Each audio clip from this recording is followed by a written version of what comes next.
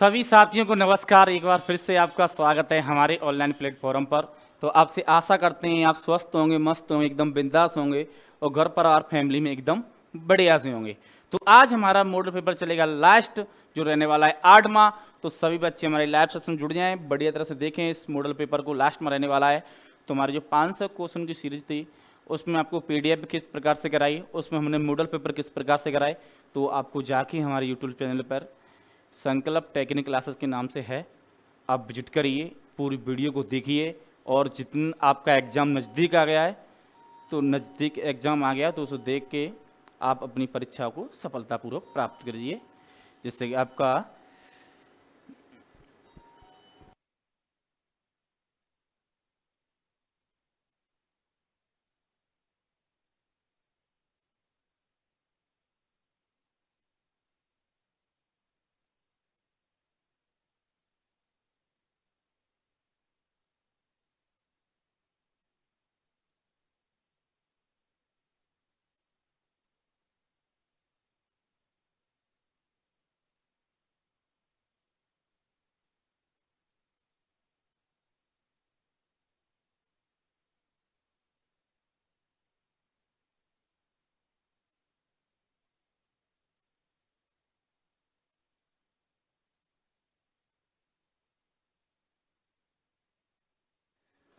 थोड़ा सा काम आ गया था इसलिए थोड़ी सी मिस वो हो गई।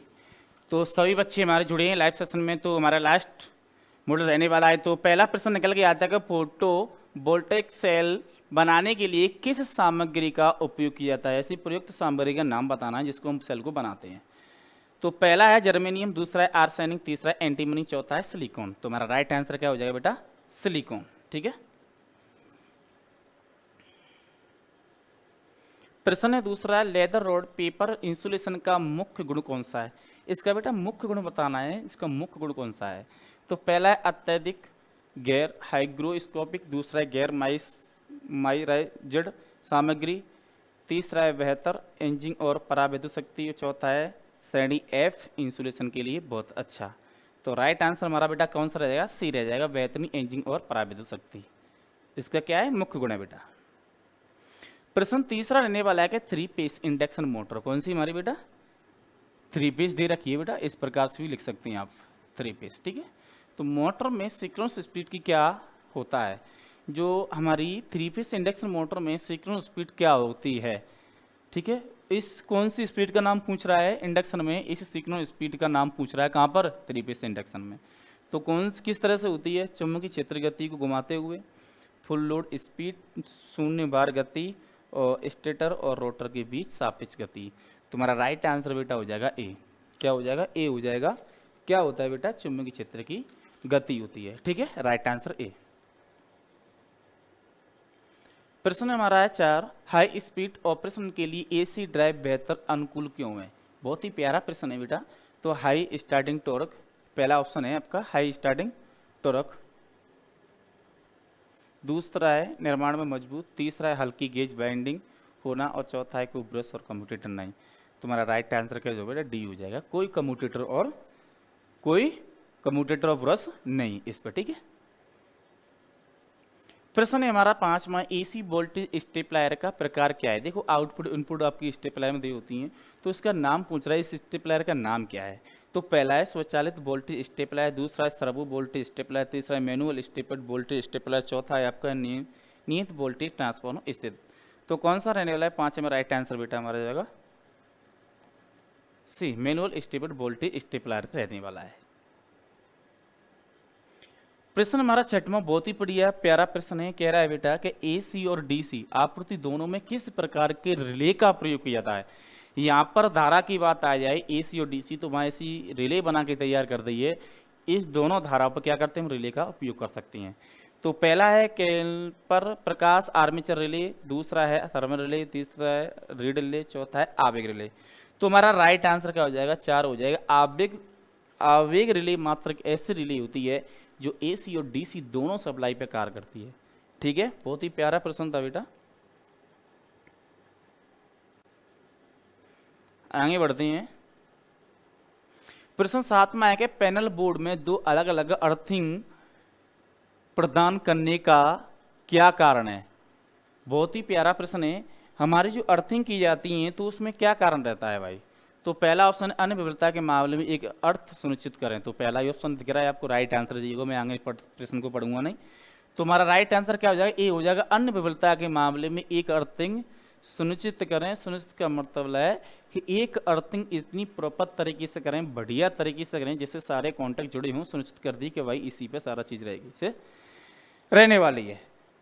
तो हमारा नेक्स्ट प्रश्न है, 8 मार्क कौन से कन्वर्टर में उच्च दक्षता होती है? दक्षता का मतलब होता है उसकी मतलब उसकी कैपेसिटी, क्षमता, उसकी दक्षता किस प्रकार से कितनी बढ़िया है। तो rotary converter, motor generator set, CRO converter, mercury arc दृष्टकारी। तो हमारा राइट आंसर बेटा है वो सीआरओ, सिलिकॉन कंट्रोल रेक्टिफायर जो होता है इसकी क्या होती है? कन्वर्टर की उच्च दक्षता होती है। 8 है मेरा राइट आंसर सी।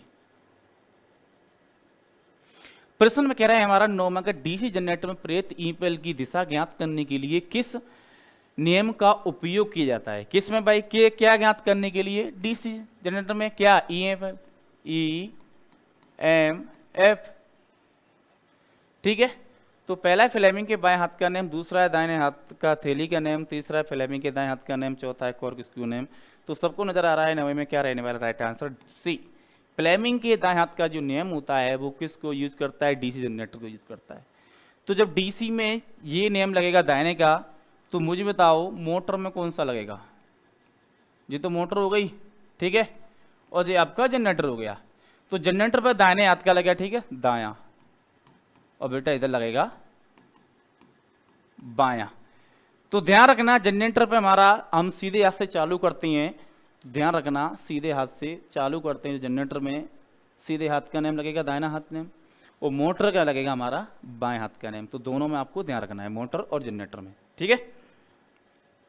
आगे बढ़ते हैं, प्रश्न बहुत ही बड़ी है, स्टीम पावर स्टेशन में बॉयलर का उद्देश्य क्या है? स्टीम बॉयलर होता क्या है? जो हमारी भट्टी होती है और उस भट्टी में कोयले के माध्यम से उस भट्टी की आग लगाते हैं, फिर उसके ऊपर बॉयलर रखते हैं। बॉयलर क्या करता है? आग लगाने के बाद पानी डालते हैं, पानी गर्म होता है। अब इसी को पूछ रहा है कि इस बॉयलर पानी के अंदर बॉयलर का कार्य क्या है, ठीक है। तो बताएंगे, पहला है पानी गर्म और हवा को देते हैं, हवा को देते हैं, भाप को अधिक गर्म करता है, पानी भाप में परिवर्तन करता है, जले हुए ईंधन से गर्मी को मुक्त करता है। तो प्रश्न क्या कह रहा है बेटा? पानी को भाप में परिवर्तन करता है। परिवर्तन करने के बाद ही क्या होगा बेटा? हमारा जो टरबाइन होगी एक पाइप के माध्यम से, प्रेशर पाइप होता है जो भाप के उस पाइप के माध्यम से गुजर के आती है, जो टरबाइन पे गिरती है, तो हमारा टरबाइन घूमने लगती है, तो विद्युत सप्लाई जो होती है, विद्युत की इलेक्ट्रिसिटी बनना चालू हो जाता है। ये ध्यान रखना है आपको। प्रश्न नेक्स्ट है 11 में, क्लास ए एम्पलीफायर का मुख्य लाभ क्या है? क्लास ए एम्पलीफायर का मुख्य लाभ क्या है? पहला है अधिकतम धारा भार, नेक्स्ट देखते हैं न्यूनतम विकृत 30, दूसरा है शोर अनुमति आने के लिए न्यूनतम सिग्नल, और 30 चौथा है अधिक वोल्टेज लाभ। तो 11 में हमारा राइट आंसर क्या हो जाएगा बेटा? न्यूनतम विकृत। क्या है? न्यूनतम विकृत रहने वाला है। किस प्रकार की आर्मेचर बाइंडिंग का चित्रण दिया है? ये एक आर्मेचर बाइंडिंग है, ठीक है। जो रोटर को हम क्या करते हैं? आर्मेचर बनाते हैं सिलिकॉन स्टील पत्तियों को लगाकर, फिर इस पर क्या बाइंडिंग करते हैं। समझ में आ गई बेटा? तो बढ़ते हैं आगे प्रश्न की ओर। तो पहला है प्रगतिशील लैब बाइंडिंग, ग्रेसिव lap winding, duplex lap winding, triplex lap winding. तो कौन सा रहने वाला है बारे में? राइट आंसर हमारा बेटा ए रहने वाला है, ठीक है, प्रगतिशील लैब बाइंडिंग। तो कमेंट करें बेटा राइट आंसर ए ही है या कुछ है। जो बच्चे पढ़ते होंगे तो 100% कमेंट करेंगे कि सर आपने सही बताया गलत बताया, कमेंट में बताएंगे आंसर, ठीक है। प्रश्न है कि नियंत्रण पैनल में थर्मल ओवरलोड रिले का मुख्य उपयोग क्या है? थर्मल ओवरलोड रिले का मुख्य उपयोग क्या है ये बताना है। तो समय की देरी के आधार पर सर्किट को नियंत्रण करें, दूसरा है अर्ध दोष में सर्किट की रक्षा करें, तीसरा सर्किट को चालू बंद करना, और चौथा है मोटर को ओवर हीटिंग और लोडिंग से बचाएं। तो हमारा राइट आंसर क्या रह जाएगा बेटा? डी रह जाएगा, मोटर को ओवर हीटिंग और लोडिंग से बचाएं। दोनों ही प्रकार कर रहा है, थर्मल क्या कर रहा है? हीटिंग को बचा रहा है, ओवरलोड क्या कर रही है? लोड से बचाव कर रही है, ठीक है। तो हमारा राइट आंसर क्या हो जाएगा? डी रहने वाला है। प्रश्न है हमारा 14 माह का स्वचालित स्टेबल वोल्टेज स्टेबलाइजर का अनुप्रयोग क्या है?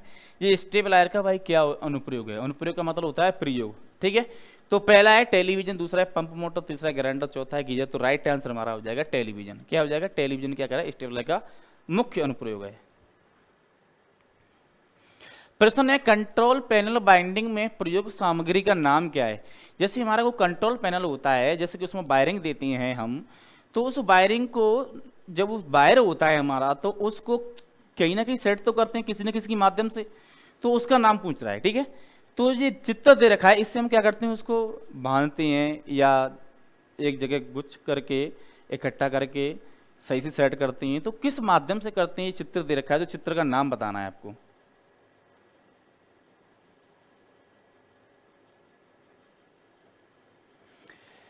तार आस्तीन, दूसरा है तार फेरूल, तीसरा है नायलॉन केबल बंद, तीसरा है केबल बांधने की पट्टी। तो क्या रहने वाला है 15 में? राइट आंसर हमारा रहेगा बेटा डी। क्या रहेगा बेटा? डी रहेगा 15 में राइट आंसर, केबल बांधने की पट्टी। ठीक है, प्रश्न हमारा 16 में, अगर नियंत्रण गति ड्राइव के लिए किस प्रकार की डीसी मोटर का उपयोग किया जाता है? अब डीसी मोटर का किस प्रकार से उपयोग किया रहा है वो बताना, राइट आंसर बताएंगे। इसमें डीसी शंट मोटर, डीसी सैंडी motor, differential long shunt compound motor, differential short shunt compound motor. तो 16 में क्या रहने वाला राइट आंसर बेटा? चारों चारों आपको नजर आ रहे हैं, तो हमारा रहने वाला डीसी शंट मोटर होती है, जो गति नियंत्रण के लिए बहुत ही अच्छी मानी जाती है। ठीक है, और सब डीसी मोटर में से मुख्य यही मोटर माना जाए इसके लिए, नियंत्रण गति ड्राइव के लिए सबसे बेहतरीन जो मोटर मानी जाती है डीसी शंट मोटर मानी जाती है। बेटा ध्यान रखना है इसका।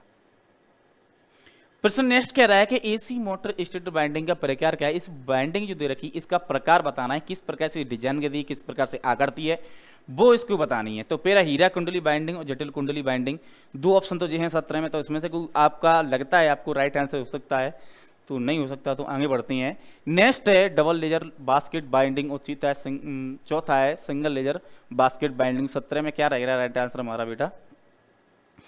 लास्ट रहेगा जो बाइंडिंग का चित्रण दिया था मोटर के अंदर, वो सिंगल लेजर बास्केट बाइंडिंग है, जो एक आकृति को दर्शा रही है। नेक्स्ट प्रश्न है कि सेडी एप इंसुलेशन का तापमान कितना होता है? बेटा कितना होता है? 150 होता है, सीधा सीधा। ठीक है, प्रश्न है हमारा 19वां, यदि लोड बढ़ता है तो अल्टरनेटर की जो आउटपुट वोल्टेज है वो कम क्यों हो जाती है? ठीक है, टर्मिनल वोल्टेज कम क्यों होती है? सॉरी, टर्मिनल वोल्टेज कम होने का क्या कारण है? तो पहला है आर्मेचर प्रतिरोध, दूसरा है प्रेरित प्रतिरोध, तीसरा है आर्मेचर प्रतिक्रिया, चौथा है क्षेत्र प्रतिरोध। तो क्या रहने वाला 19 में राइट आंसर हमारा रहेगा बेटा ए। आर्मेचर जो प्रतिरोध होता है इसके कारण क्या होता है? टर्मिनल वोल्टेज कम हो जाती है।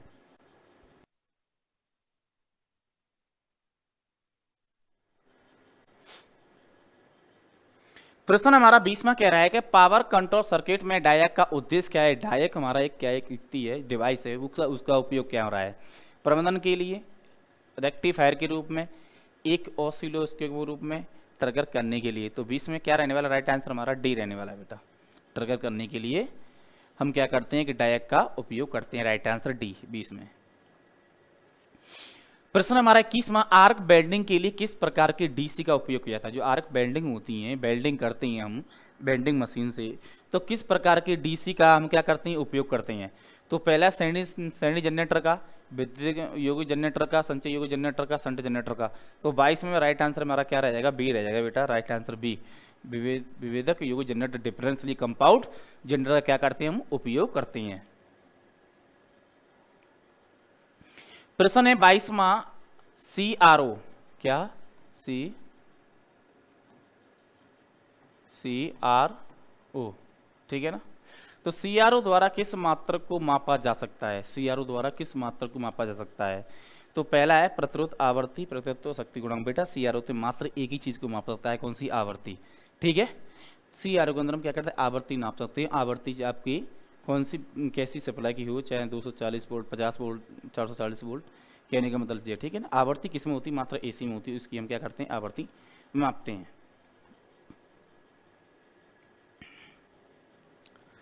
प्रश्न नेक्स्ट कह रहा है कि नियंत्रण गति ड्राइव के लिए किस डीसी मोटर का उपयोग किया जाता है? नियंत्रण गति ड्राइव के लिए प्रश्न घूम के आ गया, तो आप कह सकते हैं सीधे सीधे क्या आंसर हो सकता है? कमेंट करें बेटा। Difference long shunt compounder, series shunting motor, DC shunt motor, difference compound motor. तो 23 में सी आंसर है, सीधा सीधा यही तो था, डीसी शंट मोटर। इसी का क्या करते हैं हम? गति नियंत्रण के लिए क्या करते हैं भाई? डीसी मोटर का उपयोग करते हैं। प्रश्न कह रहा है कि समरसेबल मोटर को रिबाइंडिंग करने के लिए किस बाइंडिंग का उपयोग किया जाता है। जो समरसेबल होती है हमारी 50 फुट 70 फुट 200 फुट 300 फुट गहरी में अंदर डाली जाती हैं मोटरें, तो उनको रिबाइंडिंग कर लेनी कैसे वायर का अपन क्या करते हैं, बाइंडिंग का तार का उपयोग करती हैं। तो पहला डबल कपास कवर तांबे का तार, दूसरा single cotton cover copper wire, तीसरा है पीवीसी कवर तांबे का तार, चौथा है सुपर एनी मेल्ट कॉपर का वायर। तो बेटा इन दोनों में से कौन सा रहने वाला राइट आंसर बेटा कमेंट करेंगे। तो इसमें मेरे हिसाब से रहेगा सी आंसर। तो अगर आपको इसका राइट आंसर पता है तो कमेंट करेंगे बेटा इसका राइट आंसर क्या रहने वाला है। मेरे हिसाब से इसका राइट आंसर क्या है, पीवीसी कवर तांबे का तार। अगर आपको और कुछ आंसर लगता है तो इसका कमेंट करेंगे। जो बच्चे पढ़ते होंगे वो इसके बारे में जरूर बताएंगे। प्रश्न है हमारा 25 माह का 3 कला मोटर। 3 कला का मतलब समझते हैं 3 पीस, क्या 3 पीस, ठीक है। तो 3 पीस मोटर में बाइंडिंग के बीच कला विस्थापन कितनी डिग्री का होता है। एक तो बेटा तुम्हारा कितना होता है 3 पीस होता है जी, और एक बेटा होता है आपका सिंगल पीस। क्या होता है, सिंगल पीस होता है। तो दोनों में कितना अंतर होता है बेटा, इसमें तो होता है 120 डिग्री और इसमें होता है 90 डिग्री। बेटा ध्यान रखना इसका, ठीक है। सिंगल पूछ ली 3 पीस ली तो क्या होता है 120 और 90 डिग्री होता है। तो 3 पीस में कितना होता है बेटा 90 डिग्री, और सिंगल पीस में कितना होता है आपका वो 120, सिंगल पीस में 90 डिग्री होता है, 3 पीस में 120 डिग्री होता है। ध्यान रखना बेटा इसका। प्रश्न कह रहा है कि वोल्टेज स्टेपलाइजिंग इलेक्ट्रॉन्स सर्किट में शॉर्ट सर्किट दोष की जांच करने के लिए किस उपकरण का उपयोग किया जाता है। बहुत ही प्यारा प्रश्न है। तो पहला है वोल्टमीटर, दूसरा एमीटर, तीसरा मल्टीमीटर, ओमीटर। तो बेटा राइट आंसर क्या हो जाएगा हमारा, सी हो जाएगा। मल्टीमीटर क्या करते हैं हम उपयोग करते हैं, ठीक है, शॉर्ट सर्किट जांचने के लिए। प्रश्न है हमारा 27 में कौन सा जनरेटर क्षेत्र आर्मेचर के साथ समांतर में जुड़ा होता है। जी पूछ रहा है जनरेटर, क्या पूछ रहा है, जनरेटर, ठीक है, आर्मेचर के साथ समांतर में जुड़ा होता है। आर्मेचर के साथ समांतर में जुड़ा होता है, ठीक है। तो आगे बढ़ते हैं, नेक्स्ट ऑप्शन देखते हैं। पहला ऑप्शन तो हो गया, तीसरा है स्वयं उत्तेजित जनरेटर, तो तीसरा है श्रेणी जनरेटर, चौथा है शंट जनरेटर। तो कौन सा रहने वाला है 27 में राइट आंसर हमारा बेटा कमेंट करेंगे। तो राइट आंसर हो जाएगा बेटा डी। तो समांतर में जुड़ा होता है आर्मेचर, वो होता है शंट जनरेटर होता है, जिसका समांतर में क्या जुड़ता है, आर्मेचर जुड़ा होता है। तो राइट आंसर क्या हो जाएगा, डी हो जाएगा हमारा। तो आप देख रहे हैं इसके उपकरण का नाम क्या है, आपको जो उपकरण दिखाई दे रहा है तो इसका नाम बताना है बेटा, नाम क्या रहने वाला है, ठीक है। इसको ऊपर करते हैं। तो भू प्रतिरोधक परीक्षण, दूसरा है मेगर, तीसरा है बाहरी ग्राउंड, चौथा है आंतर ग्राउंड। तो क्या रहने वाला है राइट 28 में राइट आंसर हमारा रहेगा बेटा सी। जो बाहरी ग्राउंड है जो क्या है इस चित्र को दर्शा रहा है, ठीक है। प्रश्न है हमारा 29 मांग, रिबाइंडिंग प्रक्रिया में बाइंडिंग से पहले मोटर के लिए प्री हीटिंग क्यों आवश्यक है। क्यों आवश्यक है भाई प्री हीटिंग। तो ऑप्शन है बाइंडिंग में बाइंडिंग के आसान प्रभाव के लिए, दूसरा इंसुलिन प्रतिरोध के मूल्य बढ़ाने के लिए, तीसरा रहेगा बाइंडिंग परतों के बीच की नमी को बाहर निकालने के लिए, और चौथा है बाइंडिंग में वाष्पन को जल्दी से सुखाने के लिए। तो हमारा राइट आंसर बेटा सी हो जाएगा। बाइंडिंग परतों के बीच जो नमी है उसको बाहर निकालने के लिए हम क्या करते हैं बेटा, हीटिंग की आवश्यकता पड़ती है। तो हमारा राइट आंसर क्या हो जाएगा बेटा, सी हो जाएगा। ये कह रहा है कि पीडब्ल्यूएम का पूर्ण रूप क्या है। तो सीधा सीधा आंसर बता देता हूं मैं 30 में बेटा, तुम्हारा प्लस बेल्ट क्या होता है, मॉड्यूलेशन होता है। राइट आंसर क्या हो जाएगा, डी हो जाएगा। राइट आंसर डी हो जाएगा बेटा हमारा, ठीक है। आगे बढ़ते हैं। प्रश्न है 31 में कह रहा है 3 कला मोटर। 3 कला का मतलब समझते हैं आप 3 पीस। 3 पीस मोटर स्टार्टर के साथ शामिल 2 कार्यात्मक सर्किट क्या हैं। तो इसमें देख सकती हैं क्लोज सर्किट, ओपन सर्किट, ये तो हो नहीं सकता। नियंत्रण सर्किट और पावर सर्किट, हाँ जी तो हो सकता है।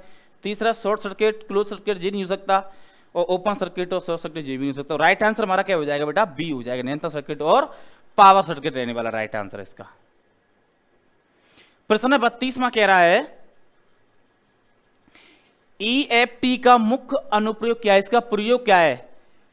फील्ड इफेक्ट ट्रांजिस्टर का प्रयोग क्या है, हम यूज क्या कर सकते हैं, लाभ क्या ले सकते हैं। इसका अनुप्रयोग का मतलब यह है सकारात्मक फीडबैक डिवाइस, धारा नियंत्रण डिवाइस, कम इनपुट प्रतिबाधा डिवाइस, चौथा है वोल्टेज नियंत्रण डिवाइस। तो 32 में राइट आंसर क्या रह जाएगा बेटा हमारा, डी। क्या रह जाएगा, डी रह जाएगा। वोल्टेज नियंत्रण डिवाइस है जो क्या करती है भाई, एक ट्रांजिस्टर होता है ये हमारा, एक डिवाइस है जो क्या करती है, वोल्टेज नियंत्रण करने का काम करती है। कहां पर करती है, जो इलेक्ट्रॉनिक्स आइटम होते हैं उनके अंदर। ध्यान रखना बेटा। प्रश्न कह रहा है कि एस सी वो ए सी एस आर का रूप क्या है।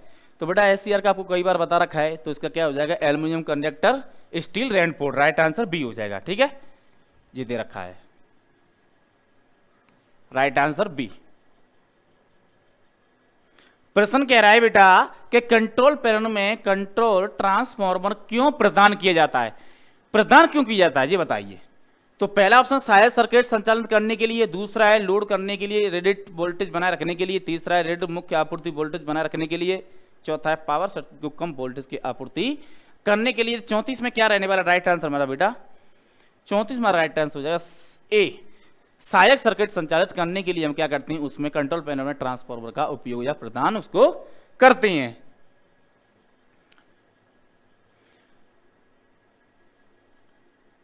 एयर आंसर, ठीक है, आगे बढ़ते हैं। प्रश्न 35 में क्या रहा है कि डीसी ड्राइव की तुलना में, अब जो डीसी ड्राइव की तुलना में क्या कह रहा है, एसी ड्राइव क्यों बेहतर है ये पूछ रहा है। ठीक है, क्या फायदा है, बेहतर का मतलब फायदा क्या है इसका, बेहतर क्यों, फायदा क्या है ये पूछ रहा है। तो कम जगह चाहिए, पावर सर्किट कंट्रोल सर्किट सरल है, तीसरा है स्थापना और संचालन की लागत कम है, चौथा है तीव्र प्रतिक्रिया और नियंत्रण की व्यापक गति सीमा। तो क्या रहने वाला है 35 में राइट आंसर बेटा हमारा रह जाएगा सी, स्थापना और चालन की लागत क्या है, कम है। ठीक है ना, डीसी की ड्राइव की तुलना में एसी क्या है, सस्ता पड़ता है। ठीक है, इस प्रकार से कह सकते हैं स्थापना और चलाने की लागत क्या है बेटा, कम है। प्रश्न कह रहा है डीसी जनरेटर में स्प्लिट रिंग्स का क्या कार्य है। भाई स्प्लिट रिंग्स का कार्य क्या है, इसका कार्य बताना है। एक दिशा आउटपुट बनाता है, प्रत्यावर्ती कंडक्टर से आउटपुट एकत्रित करता है, विपरीत दिशा में आउटपुट करता है, लगातार आउटपुट की आपूर्ति करता है। 36 में राइट आंसर हमारा वही हो जाएगा, एक दिशा में क्या करता है बेटा जी, आउटपुट बनाता है। प्रश्न 37 में क्या रहेगा, पारंपरिक बिजली उत्पादन कौन सा है, परंपरागत नहीं पारंपरिक, दोनों में अंतर है, पारंपरिक और परंपरागत। ठीक है, पारंपरिक और पारंपरिक, ठीक है, दोनों में अंतर है, ये पारंपरिक और परंपरागत दोनों में अंतर। ठीक है, तो क्या कह रहा है, पारंपरिक बिजली उत्पादन कौन सा है, ऊष्मीय शक्ति उत्पादन, सौर शक्ति उत्पादन, ज्वारी शक्ति उत्पादन, पवन शक्ति उत्पादन। तो ऊष्मीय शक्ति उत्पादन राइट आंसर ए हो जाएगा। ठीक है, जो सौर से है, जो ज्वारा से है, जो पवन से, तीनों हो रही ना, तो ऊष्मीय शक्ति उत्पादन जो हमारी गैर परंपरागत है, तीनों के तीनों। प्रश्न कह रहा है 38 में स्टार्टर बाइंडिंग शॉर्ट और ओपन पोर्ट का परीक्षण करने के लिए किस उपकरण का उपयोग किया जाता है। तो पहला है टर्म परीक्षण, बाहरी ग्राउंड, आंतरिक ग्राउंड और डिजिटल मल्टीमीटर। तो 38 में हमारा राइट आंसर क्या हो जाएगा बेटा, आंतरिक ग्राउंड हो जाएगा। तो हमारी जो पीडीएफ थी और उसके मॉडल थे तो हमारे समाप्त हुए। जो बच्चे हमारे इन मॉडलों और पीडीएफ को बढ़िया तरह से अच्छी तरह से फोकस के साथ पढ़ लेगा, तो मैं गारंटी ले रहा हूँ जो बच्चे सेकेंडर के आईटी के छात्र हैं वो 100% सफल हो जाएंगे, अपनी परीक्षा में अच्छे से पास होंगे और प्लस अच्छे मार्क्स भी लाके लाएंगे। आप बढ़िया मार्क्स आएंगे, आपके बढ़िया नंबर आएंगे। तो सभी से आशा करते हैं कि आपकी उज्जवल भविष्य की कामना करते हैं, आप यहाँ से पढ़ें, अच्छे से फोकस करें और अपनी उज्जवल भविष्य को बनाएं, बेहतर रहें और अच्छे से पढ़ाई करें। आने वाली परीक्षा कुछ समय पहले परीक्षा आने वाली है, कुछ थोड़ा सा समय और बचा है, तो बढ़िया तरह से पीडीएफ को और मॉडल पेपर जितने के आए इनको फोकस के तहत तैयारी करें। तो हम मिलते हैं नए सेशन और नई उस सेशन में। तो अब तक के लिए बहुत बहुत आपका सहयोग बना रहा हमारे साथ में, बहुत बहुत आपने हमारा सहयोग बना और आपने हमारी वीडियो को बहुत शेयर किया, बहुत कमेंट किया, लाइक किया। तो आपके लिए बहुत बहुत धन्यवाद। आपको सफलता जरूर मिलेगी। आपके उज्जवल भविष्य के लिए हम शुभकामनाएं कामनाएं करते हैं। तो मिलते हैं नए सेशन में, जब तक के लिए थैंक यू, धन्यवाद।